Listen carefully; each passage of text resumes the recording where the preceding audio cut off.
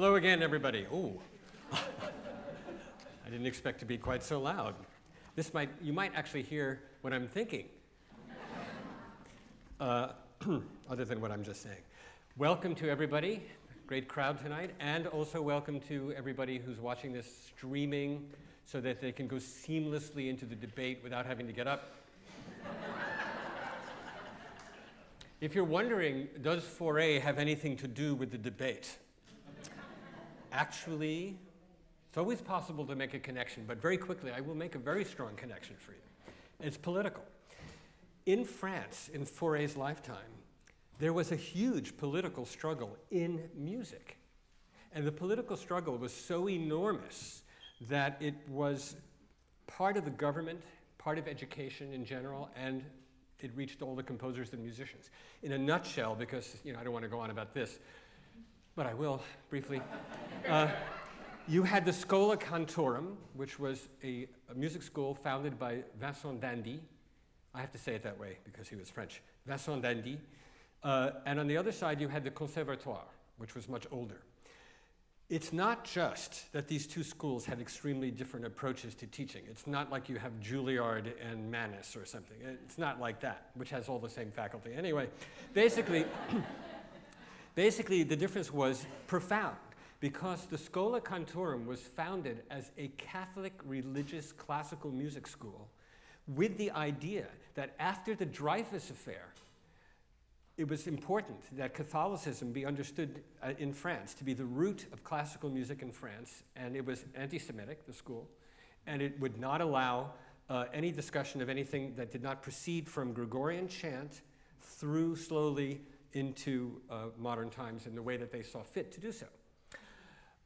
d'Indy himself was a very outspoken politically, and everyone who taught there had to somehow or other agree to this agenda. The Conservatoire was more modern, it was freewheeling, it had very little of, the curriculum was always changing, just like schools are now. And the war between these, and I call it a war because d'Indy himself declared it a war. He said, if they want war, they've got it. Of course, it was in French.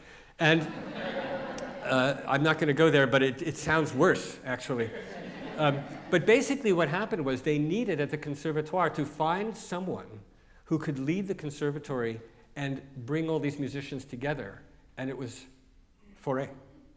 And how did he do it? He did not go to the Schola Cantorum as a student, and he did not go to the Conservatoire. He was an outsider.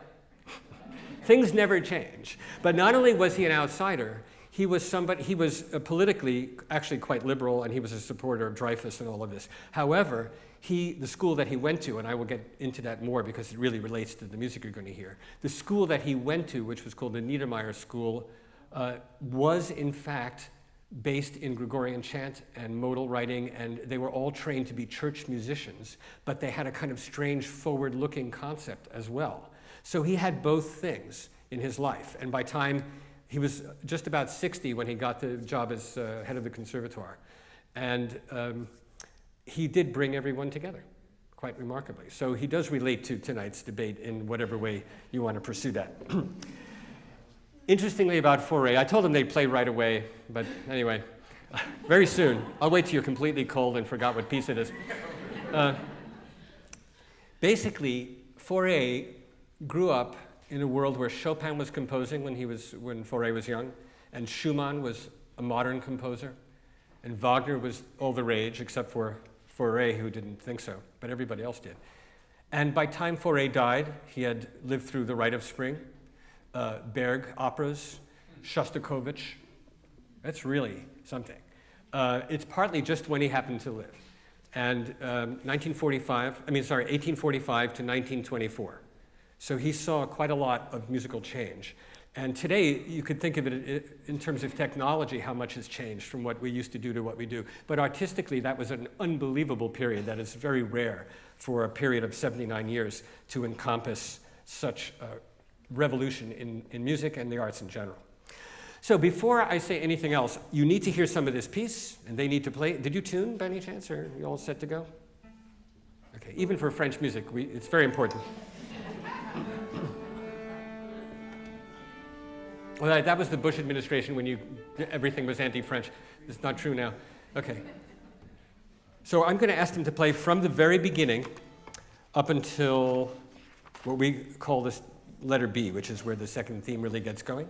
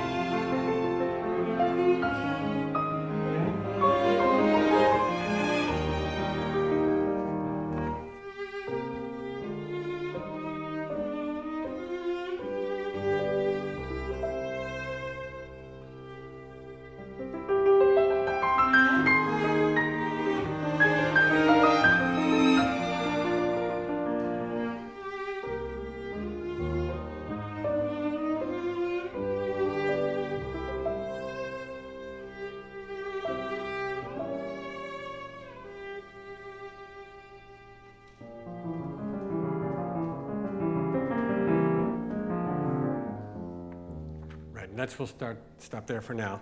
Very passionate music. Different kind of romanticism from the German romanticism. And we're going to look at what that means, maybe right now. Let's start immediately. If you think of Brahms and Fauré, which people do a lot, partly because Aaron Copland was the one who said that Fauré was the French Brahms. And I guess if somebody has to be the French Brahms, it would be Fauré. But they're very, very different. And from an emotional standpoint, their lives and their musical training actually reflect each other quite well. In other words, Brahms, as you probably know, never got married. He had a slogan, which was Frei aber einsam, free but lonely. And he felt that he could never live with someone at all because they would be critical of his music, or he wouldn't be able to live up to his own standards and he'd be miserable to live with. He had all kinds of excuses. And his music, from a romantic point of view, and in terms of the romantic emotional point of view, which is embodied in the way the music exists, the music is full of yearning, very often unresolved, or it is often nostalgic, looking for something that seems like maybe it never happened. And that's quite true. That he was full of yearning for Clara Schumann and other people and for a different life than he had, and it was mostly a life of unconsummated desire. Fauré was the complete opposite. Don't forget, he was also French. Fauré, like Debussy, if you want to understand the personal life of these people, you usually have to write it down and take copious notes. Fauré fell madly in love with the daughter of Pauline Viardot. If you don't know who Pauline Viardot is, don't make any expressions I don't necessarily need to know, if you know. But Pauline Viardot was one of the great lights of the musical world in the 19th century. She was a great singer and a composer and a pianist. And she was friends with Liszt and Schumann and Italian composers. Her sister was the soprano Malibran. Her father was a famous singer, and Pauline Viardot and her sister and her father played leading roles in many of the premieres of operas at the time, and they came over to New York and did the first performance. All three of them were in the first performance of Don Giovanni. Anyway, so Saint-Saëns knew Pauline Viardot. Everybody knew her in the music world, and her daughter Marianne was a good age to marry Fauré. So Fauré proposed to her, she accepted, and then a few months later she said, forget it. Apparently she didn't really feel for him what she wanted to, but whatever the reasons are, he was very, very devastated. And it's important to know that up until this time, he was thought of as charming, funny, well-balanced, light, etc. Starting at this moment of rejection, he had 10 years where his personality went in and out of what it was before, but tormented and interrupted by huge battles with depression and other things. Meanwhile, he got married in that period to, well, why not? To, it's French, to Marie Fremier, who was the daughter of Emmanuel Fremier, who was a famous sculptor at the time. They had 2 children, but Fauré was never really happy, apparently. He had many, many, many girlfriends. This is a quote from someone who knew him, who wrote about him. His conquests were legion in the Paris salons. After a romantic attachment to the singer Emma Bardac, hold on to that name, from around 1892, he was married in 1890, followed by another to the composer Adela Madison, he met the pianist Marguerite Hasselmans, and this led to a relationship that lasted the rest of his life, although there were other girlfriends as well. Emma Bardac, who had a very important affair. Well, let's put it this way, it was important to them, and it's historically recorded, because she dumped Fauré and left her husband, who was someone else, and married Debussy.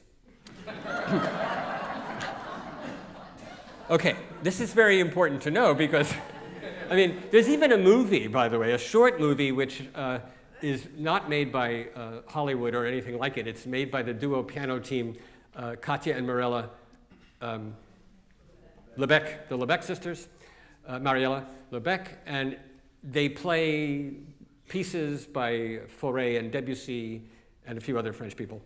And there's a script, and they act out parts, and it's okay. But in it, just so you know, in it, the rumor is perpetuated on film that Fauré's liaison with Emma Bardac produced a child, and the child, Hélène, was nicknamed Dolly, and the famous Dolly Suite by Fauré was written for his daughter by Emma Bardac, but it's not true.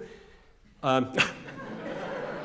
just want to set the record straight. Yes, he wrote it for her, but she doesn't, there's no reason, there's no evidence, and seems to be quite true that it was just her daughter, not his.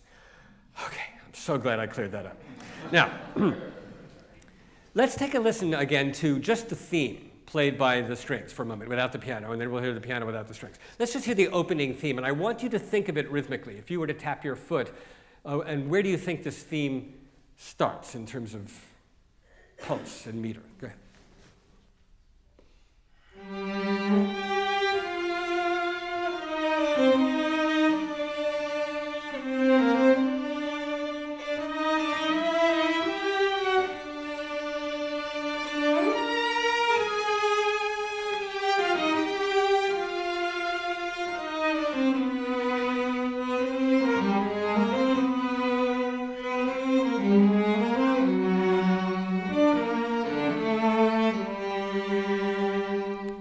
Very passionate theme.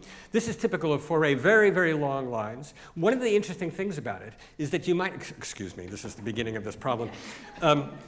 You might think when you hear this theme, that's the opening, that it goes 1, 2, 3, 4, etc. 1, 2, 3, 4, or 3, 4, 1, 2, 3, 4, 1. But actually, it goes like this. 1, 2, 3, 4, 1, 2, okay? Yeah, so if you know the piece, you know that. But it's all off on purpose. I mean, the music is rhythmically distraught. And so Fauré places the heavy beat on the upbeat. And this causes already a kind of emotional turmoil that I guess he communicated brilliantly. The musicians, in practicing it, have the problem of reading the music as notated. So if first time you hear the piece, you're reading it, you may not realize how strange it is. But I was asking him about it. I didn't ask you. What did you think when you first heard this piece? Did you find the beat to be in the right place? No, I didn't. You didn't? No. Did it bother you? Yes. Yes? But the thing is, Fauré does have a sense of responsibility to set it up. So you have 3 beats of piano before they come in. Let's hear those 3 beats. Okay, that helps, right? That makes you feel really secure. Now, if you hit the downbeats really hard, which is bad playing, what would that sound like? Right, then you would feel it. But in order to make sure you don't do that, he writes piano and crescendo. So you have to do what you did. Do that again. It starts from nowhere. Okay, you see, so it actually comes out of nowhere, and you can't feel that pulse. Then the theme comes in. Now, I'm going to have to go to the piano again, and probably for a considerable length of time. So park yourself over there. Yeah, but you'll be back in just a moment. Ooh, you sit very low, very, very low. Wow. No, it's okay. I can handle it.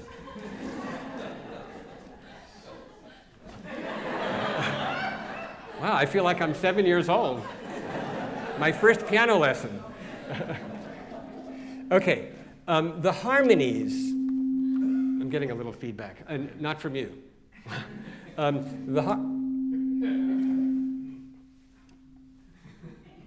It's that mic over there. Okay, the harmonies that.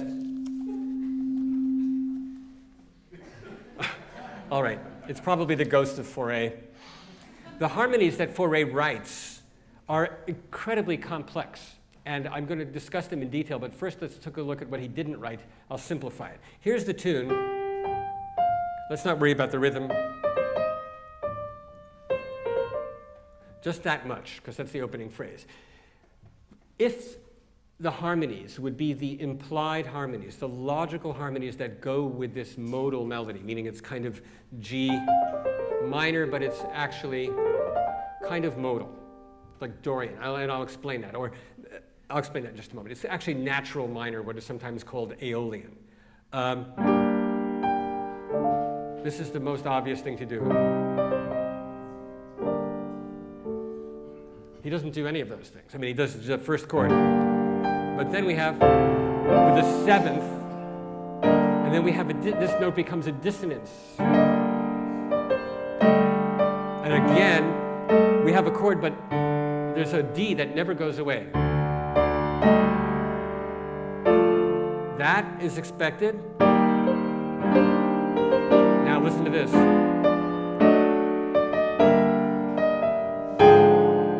Okay, you got it.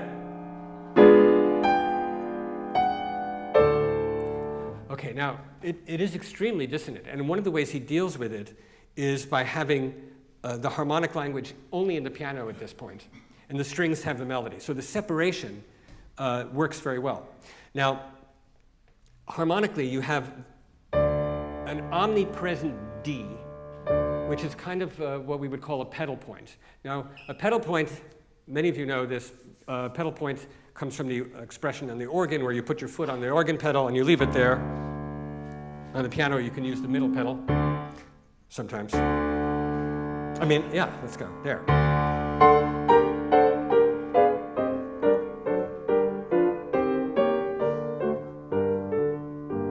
And the D stays there. That happens a lot on organs. I think sometimes because when the pedals were first invented, nobody could play them. So they just left their foot there. But and then they would move it slowly, and it became a style of composition. Anyway, don't quote me on that. Okay.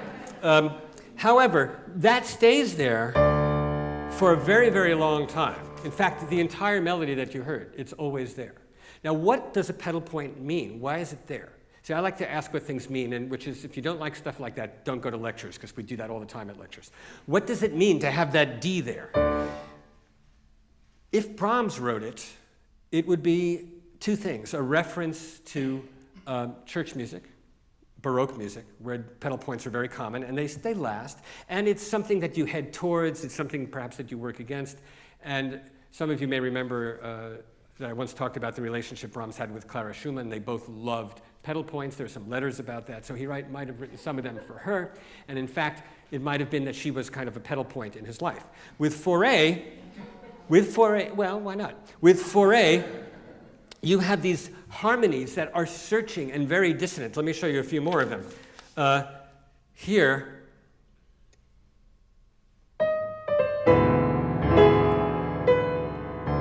with the D, with the D,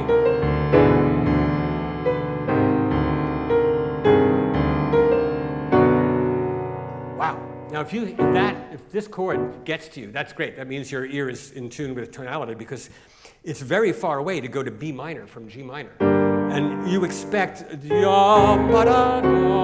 you get, was really bizarre, but not to Fauré. And I'll explain why in a moment. And then, finally,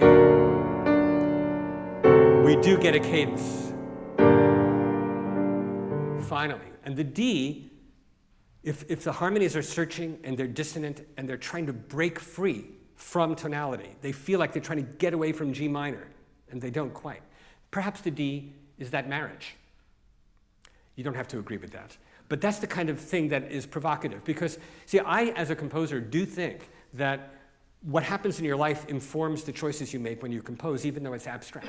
And you may or may not be able to identify them. Fauré is not here to defend himself, and who knows what he would say. But the harmonic world of this movement, and of a lot of his pieces, as more and more as he goes on, is very dramatic, it's very intense, and it's quite dissonant, and it gets more and more dissonant. He also was getting deaf, which happened later, and so he felt like Beethoven did, freer, not less free, freer, because he lived in his internal world, and he had more and more to write about, more drama, more trouble, more anxiety, and so he was freer to express it without having to concern himself. So perhaps he feels locked in the pedal point to a marriage, and he's struggling to get out of it. Now, these harmonies, that's the romantic analysis. In order for you to understand the harmonic analysis, I'm going to ask this question. Luckily, I've answered it. The question is, what would Brahms write with this tune? What would the music sound like? So here's the tune.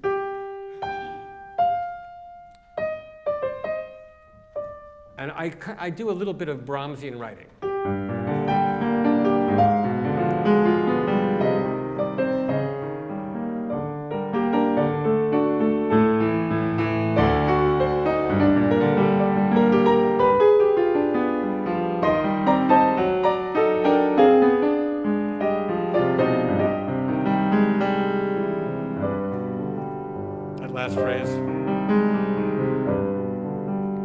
So if Brahms were to write this, he would be sticking closer to functioning harmony. Harmonies where the chords, whether they're dissonant or not, the chords have their traditional functions. He would write dissonant harmonies, but not at the opening of a piece like that, and not as dissonant as those, and as full of clashes as that. So here, that's a fairly dissonant chord, but it moves conventionally. And he would establish right away the dominant of the key, the polarities of the key.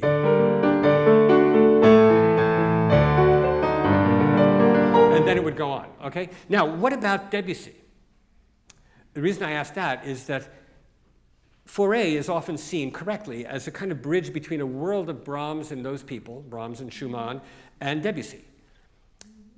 It's important to realize that Debussy was born after Fauré and died before Fauré died. He lived a much shorter life. And in a way, it reminds me of Haydn and Mozart. Because, you know, Haydn lived a long time, and Mozart lived in the middle of that very briefly.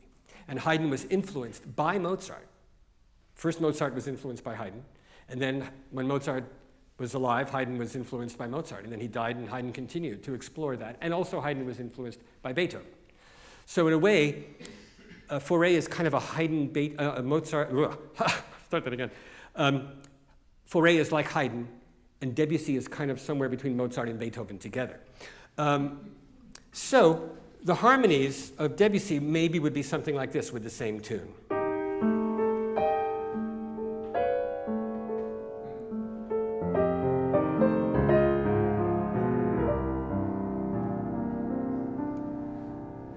And Fauré sounds a little bit like that and a little bit like Brahms, because he really bridged that gap. Here are the chords as Fauré wrote them in block chords. I wrote this out to make it simple for me without having to turn all the pages and things, even though I didn't know you would be here to do that. But this is Fauré's harmonies.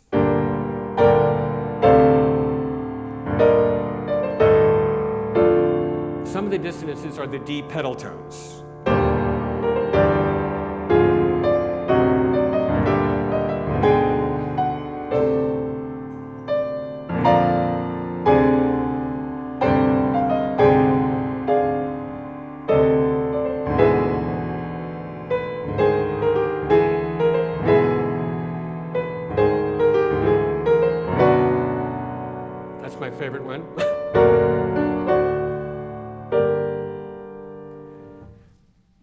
Now, let's hear what he does with the same theme in a few other places. And then I'm going to talk to you about where did he get these crazy ideas? Did he just come to him out of nowhere?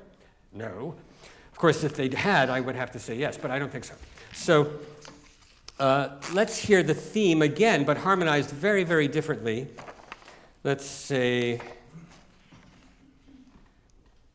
let's start at C, where the theme is a little different, but it's just a little bit of what he does with it harmonically. There's some changes here.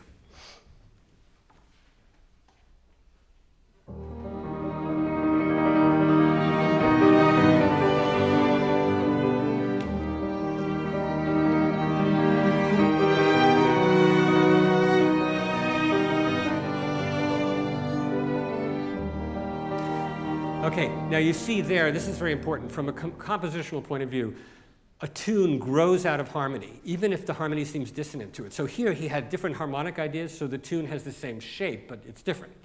But there is a spot where it's extremely similar, near the end, but the harmonies are stunningly different. Let's take a look at that. That's, maybe we were going to start at 204, leading into, that's the last, leading into the coda.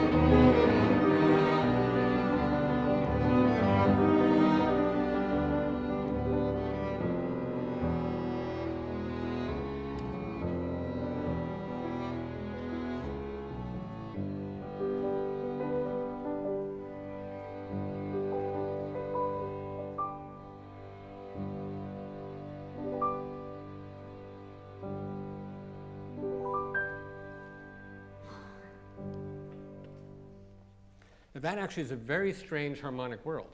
In fact, the last cadence, the chords, sorry, the last cadence is this. It's an A major chord to a G major chord. It's a parallel harmony like Debussy might do. Which is why he lets this G major chord at the end sit for a long time, so you then eventually say, oh yes, this is it, it's over. But there's a moment when you don't think that's true, which is quite great, because it doesn't sound like what you would expect. Instead of going, you know, there's an ending that you would expect. That's the old-fashioned. But this is the kind of thing that Debussy would pick up on. Now, what's at stake here, what's the basic concept underlying this, is that Fauré's musical training as a child was actually extremely different from everybody else in Europe except for the people who went to this tiny little school with him. And this Niedermeyer school had a direct line to some Baroque teachers of harmony. And there's one along the way who was a classical composer, contemporary of Mozart's. Somebody Mozart despised, so it was a horrible composer and a terrible musician. And he taught someone who taught Saint-Saëns. And Saint-Saëns came to the little Niedermeyer school and got a job there, and was, when Niedermeyer died, he took over the classes and was the teacher of Fauré. And of course, Saint-Saëns was a very conventional and traditional composer, generally speaking, but his education came from one man who had been in this line of harmonic teaching that was different. Now, I'll show you what's different about it, pardon me. Believe it or not, well, you believe this easily, the internet is full of things you would never expect. There was a treatise written by Gustave Lefebvre, who was the son-in-law of Niedermeyer. This little treatise summed up the harmonic practices that Fauré learned, and they're quite strange. And you can find them online. The original book, which I copied some of, is from the École de musique classique, fondée par Niedermeyer, traité d'harmonie, Gustave Lefebvre, directeur. This was published. This is exactly what it was. And this is a summary of what Fauré was taught. Now, first, let me back up. What was everybody else taught? Well, most people were taught at that time that harmony had function. Here's a major scale with chords. And that if you sharp or flat something, you give it an accidental, it has a new purpose that will lead here or here. It has a function. You don't just do this and come back. I mean, you could do that if you want, but the idea is that each note has a purpose. So in Mozart's language, whatever it may be, that C sharp leads here, or that G sharp leads there. You don't just throw notes in for no reason. And the logic that emerges from this sense of purpose of every note, this function, this logic that emerges, is the logic of tonal music. It doesn't just exist, it was invented in the Baroque period. I mean, it took a long time, but it was invented by composers through their music, and it makes perfect sense. And in the 19th century, there was a departure from a lot of this gradually. Debussy's the most obvious example, and then Scriabin, and then, of course, in the German world, Schoenberg, and then it changes completely. But there was a subculture that goes back to the Baroque period and became very important in the classical period, and in France existed in the Niedermeyer school. That subculture said that this note is fine just like that. And maybe you can do this and then come back. In other words, alterations are not modulations. Changing a note is a color. It is just, as they actually say in the book, a fugitive moment. It's an impression which can go away. It accepts dissonances that became part of Debussy's language. But Debussy didn't study this way. He went to the Conservatoire. But don't forget, he encountered Fauré. So there was a lot of, in fact, Debussy even said that he owed Fauré a great, great deal. So, for example, here is an acceptable harmony in this book. This is from 1889. Here are some acceptable chords.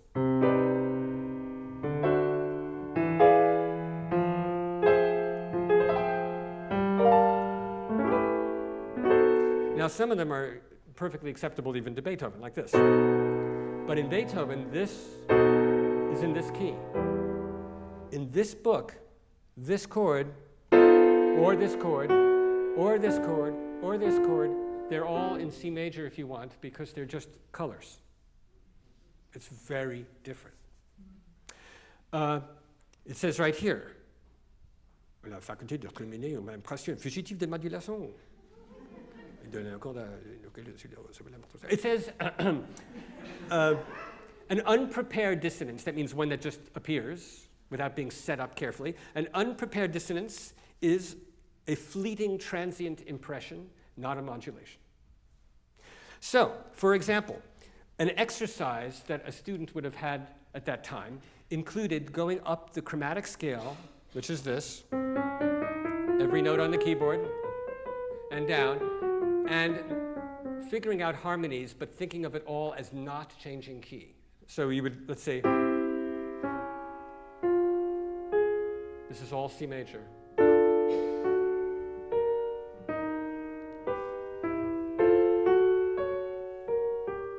So you would be crawling your way up the keyboard, thinking of that as colors. Now, who wrote like that a little bit? Chopin, and a little bit Schumann. Because there was this gestalt. I mean, people knew these harmonies were a natural result of the feelings that people had of wanting to expand tonality, of wanting to have chromaticism infiltrate and basically change, modify what we meant by harmony. But here, it was a system. Fauré entered this school at age 9, and he left at age 20. When he left, he got a degree certifying that he could be an organist at a church. A little overqualified. He was, in fact, the organist at many famous churches in France, mostly in Paris. He also was an official. He got a job where he was, this is only in France do you find this kind of job, inspector of the local conservatories. I love that. He was also inspector of various ensembles. By inspector of local they still have these kinds of jobs. It's very centralized. Inspector of the local conservatories, I shouldn't say local, provincial. inspector of provincial conservatories. He would go all over France to each music school to make sure that they were teaching well. It's a job he despised, but it was good to travel, and like everything else he did, until he was, I guess in his early 50s, he didn't make much money from music. He was mostly making money teaching, performing in ways that were not interesting to him, like playing at church services. That was not somebody of Fauré's stature. That wasn't good enough. He was fired from his first church job because right from the very beginning as a young man, he didn't behave very well. There's a famous story of his showing up on a Sunday morning to play, and he was dressed the same way he had been the night before because he had actually never gone home.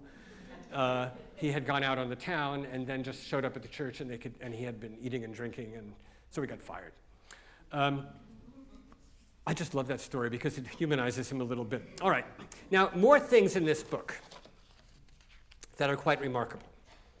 Here is a set of chords in C major. This is right from the book, I'm not improvising.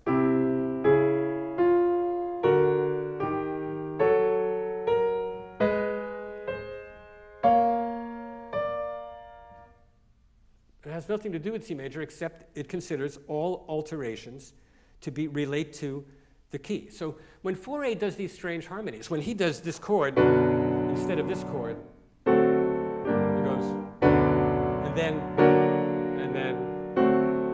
he gets back to the tonality, but first he departs, but it's not a weird departure for him. It's very dramatic the way he thinks of it in this moment, because it is expressing his feelings, it is, or I should say, it's expressing his concept for the piece, not his feelings at the moment that he writes the chord. You know, it doesn't work quite like that. But he's expressing the mood, the drama, everything else, but at the same time, the vocabulary comes from this strange training. So in fact, he's a unique example of someone who had unusual and almost unique training, because hardly anyone else from that school, in fact, maybe nobody else from that school, became a well-known musician. They just were church musicians. The only other person, I guess, was Saint-Saëns, but he didn't study there. He only taught there. And Saint-Saëns helped Fauré his whole life because he taught at the school. There was no one else but Fauré of great talent. So he went, their whole lives, they were friends, and Saint-Saëns opened as many doors as he could for him, including getting involved with his getting the presidency of the Conservatoire. But of course, later on in life, Fauré was a beloved figure in France, and Saint-Saëns was not. Because Saint-Saëns was very, very political and was so involved in machinations behind the scenes that people really got sick of him. Unfortunately, he was called Saint-Saëns and Delilah because of his opera. It's strange, but true. Now, back to the music here. Let's hear another passage and then take a look at some of these harmonies. Let's see what would be a ah. Let's go again from C, but this time we will go all the way through to the downbeat of 70, which if you keep going, I'll just say stop.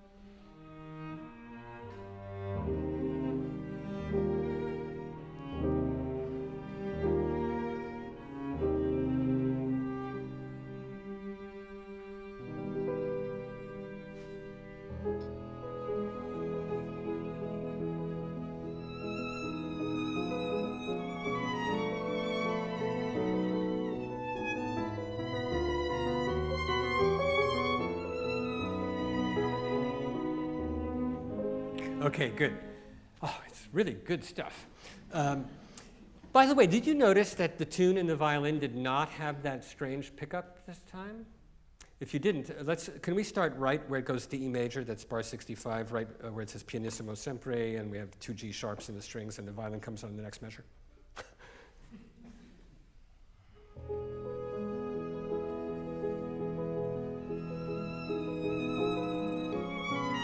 Okay, now play it again, but could you put the E before that's not written there so we know what I'm talking about?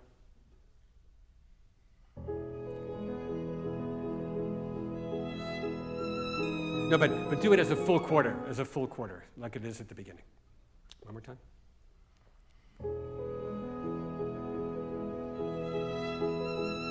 Right. Now, he leaves that pickup out because he knew, of course he knew, that pickup is disturbing. And here, things are sweet and beautiful and dreamy, so he leaves it out. And you realize that the tune actually does start on 1 when it's a happy, sweet little tune. But when it's a tormented tune in minor and it's locked in a loveless marriage and has 2 kids at home and he's having an affair with the woman who is going to marry Debussy, it needs an upbeat. You think I'm reading into it? Well, you have a choice in music. Either you read into it or you don't read anything into it. Well, maybe there might be another choice too. Okay. Now, I'm going to displace you for a moment, just like that beat was displaced, and take a look at some of the harmonies.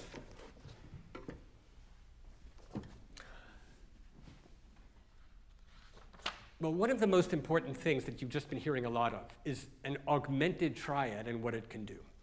Now, some of you know a lot about music, and some of you don't know much less. But in other words, the concept of augmented triad is not very complicated. Here's a major chord. If you take the top note and move it up a half step, that's an augmented triad. Now, an augmented triad could just go back to where it came from, like this. But it also has many interesting properties, because if you raise any of these notes a half step, one in the middle, if you raise any one of those notes a half step, you get a new minor chord. If you lower any one of those notes, you get a new major chord. See, this is a good one. Does it remind you of another chord in a strange way? Those of you who've been taking this class for 20 years? And there are about 8 of you? It is almost like what the diminished 7th chord does. The diminished 7th chord is completely symmetrical. So it can resolve 8 different ways. This is also symmetrical. By symmetrical, this is a simple concept. There are 2 intervals. They are the same interval, major third. So it's symmetrical, as opposed to this chord. This is a major third and a minor third, so it's not symmetrical. So this, when a chord is symmetrical, it has many equal potential resolutions, because it's symmetrical, so it could go here, could go there, could go here. It's poised, as opposed to a chord that's like this, which is going to go over here. And if it goes over here, it's a deceptive cadence. A chord like this can go here. It's like a good tennis player. So Fauré is going to go sometimes, and sometimes he's going to go. And these are the things that you've just been listening to. He also might take this chord, and like he might. He just did it. So it's not that he might take the chord. Here you have what sounds like a C minor chord because it is one. And then instead of going, in many places he could have gone, he goes this. And we don't know really where he could go. He has a lot of options here.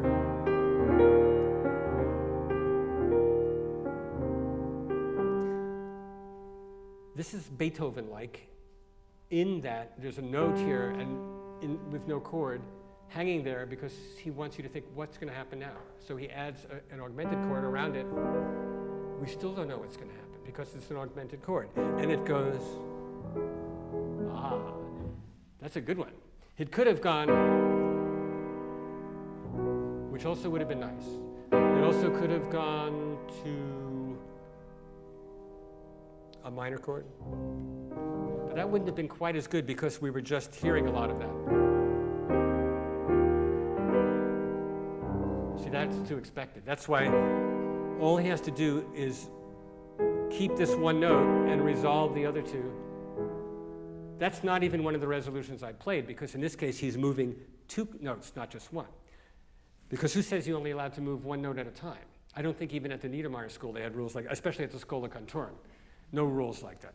So what you're hearing is an augmented chord with two notes moving in a one common tone, and it moves to a very fresh harmony. And then that's when you get the tune without the pickup. But as soon as that note comes in, things change. Because this is adding a seventh, and then we get... I won't analyze every single chord, but basically he's moving between dominant sevenths, half diminished sevenths, ninth chords, all of these chords that Debussy grabs onto in a similar way, thinking they don't need to be explained by theory. You know, it's Debussy who said, there is no theory, I only care what I hear. Pleasure is the law. Debussy got that in some of those ideas from Fauré's music, but Fauré would not have said that exactly, because Fauré liked to think in the Niedermeyer way, which is that all these things are available. All this strange harmony is available, but it's still actually in a key. It's still functioning in a basic way, because his ear was so expanded by that. Whereas Debussy came from a more traditional place, ironically, heard those harmonies all over the place and pulled them apart and said, I don't see why we can't just use them any way we want. The teacher that Debussy said that to at the Conservatoire was named Guiraud. Guiraud famously said, well, that sounds beautiful, but it can't be used because it has no theory behind it. Guiraud was, right before Fauré, the inspector of local and provincial conservatoires. So Fauré took over from that position. It's true, it's kind of amusing. We only know who Guiraud is today because of his comments to Debussy and his giving him, he said he was a very, very talented student but had a lot of trouble with discipline, harmonic discipline, not behavior. All right, that's a beautiful section. Let's see, there are lots of great moments. Well, listen to this harmonic back and forth.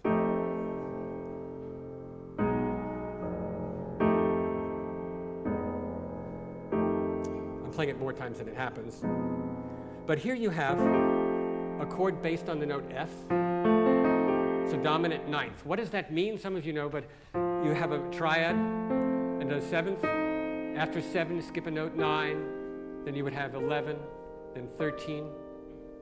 And 13th chords happen a lot in Debussy, but they occur in Fauré as well. Before that, 11ths and 9ths were always dissonances that must resolve. Composers used them, but they were dissonances. Here, they're just to luxuriate in. It's completely different. And it makes sense with his life, doesn't it, that these harmonies that are available, he can luxuriate in them and he doesn't have to change key, actually. In other words, he stays married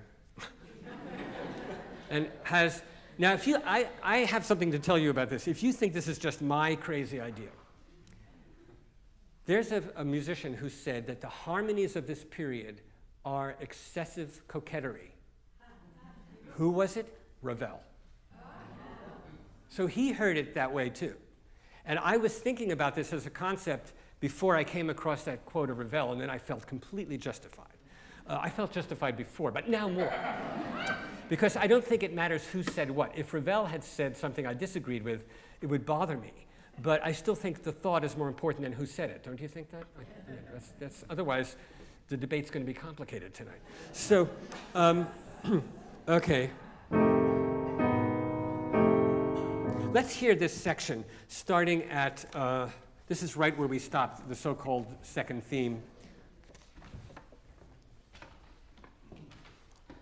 That's bar 32. I mean, that wasn't bar 32, but that's where we're going to start.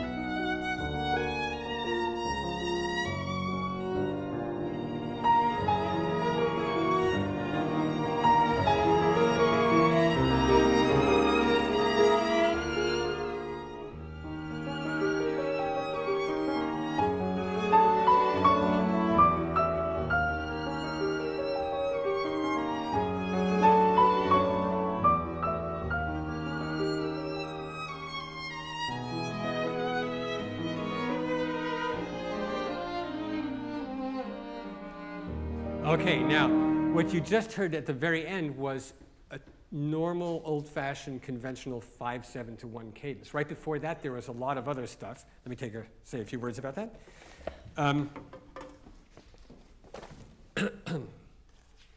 Basically, one of the things that Fauré does, and this becomes part of Debussy's grammar, his syntax, is to take a note that resolves melodically, but harmonize it in an unexpected way, making that note dissonant. So for example, the violin goes, start here.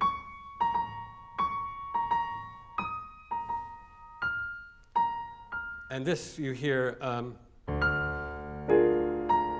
and if you got this, that would be gorgeous but old-fashioned. If you got this, that would be a resolution. But what he does is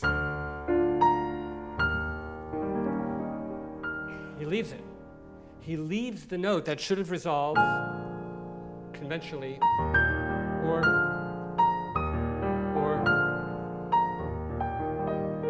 he leaves it there, and it becomes a ninth of the chord that it should have resolved to.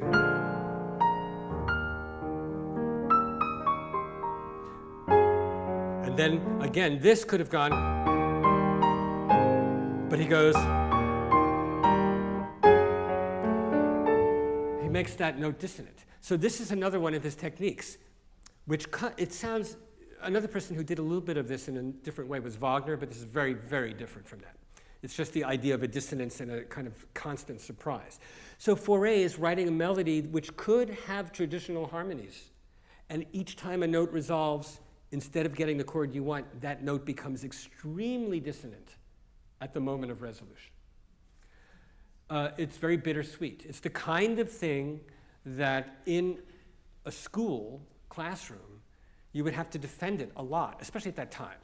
You know, we're in the opposite situation now, where almost nothing needs to be defended unless the course has a name, which is, you know, writing in the style of so-and-so or counterpoint from this century. Because if you're writing your own music, who can stop you from doing anything?